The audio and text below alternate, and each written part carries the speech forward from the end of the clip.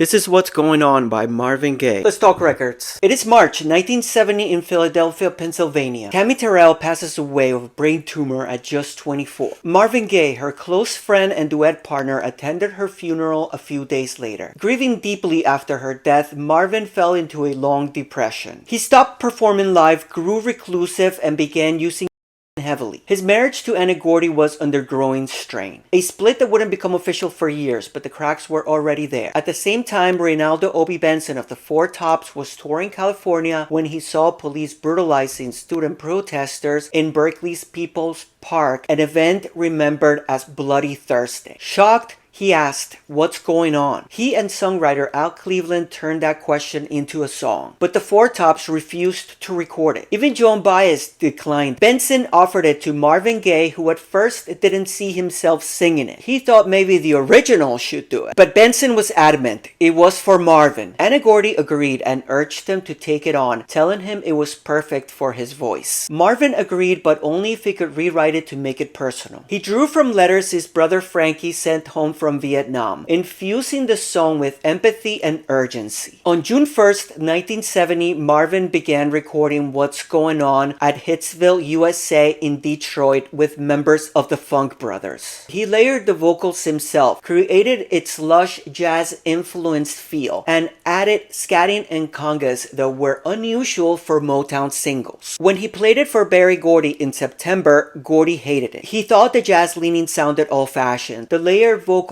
were too weird, and the political message would kill Marvin's crossover appeal. "Do you want to ruin your career?" he reportedly asked. Motown's famed quality control department rejected it outright, but A&R man Harry Bulk heard the test pressing and loved it. He fought hard to release it. Motown's sales chief Barney Ailes eventually worked with Bulk to quietly press 100,000 copies without Gordy's sign-off. What's Going On became Motown's fastest-selling single up to that date. It reached number 1 on the Hot Soul Singles chart and number 2 on the Billboard Hot 100. Stevie Wonder was among one of its earliest champions, calling it brilliant. Faced with its runaway success, Gordy changed course and told Marvin he could record an entire album his way, if he did it in 30 days. Marvin took full advantage. He produced the sessions himself, giving the Funk Brothers official credit for the first time on a Motown album. Released May 21st, 1971 on Tamla Records, What's Going On was Motown's first gatefold album, even though it wasn't a double LP. The inside featured family photos and printed lyrics, a rare move for Motown. The cover photo by Jim Hendon shows Marvin in a raincoat, gazing pensively into the distance. Art director Curtis McNair had to fight for it after initial pushback about its unorthodox angle. The album was a concept suite about war, environmental destruction, poverty, and urban alienation, all delivered with Marvin's pleading human voice. It was revolutionary for Motown. What's Going On peaked at number 6 on the Billboard 200, number 1 on the R&B albums chart, and stayed on the charts for over a year. It has been called one of the very best albums of all time. Rolling Stone magazine ranked it number 6 on its 2003 and 2012 lists of the 500 greatest albums of all time. In 2020, after polling musicians instead of critics, Rolling Stone named What's Going On the number 1 greatest album ever recorded.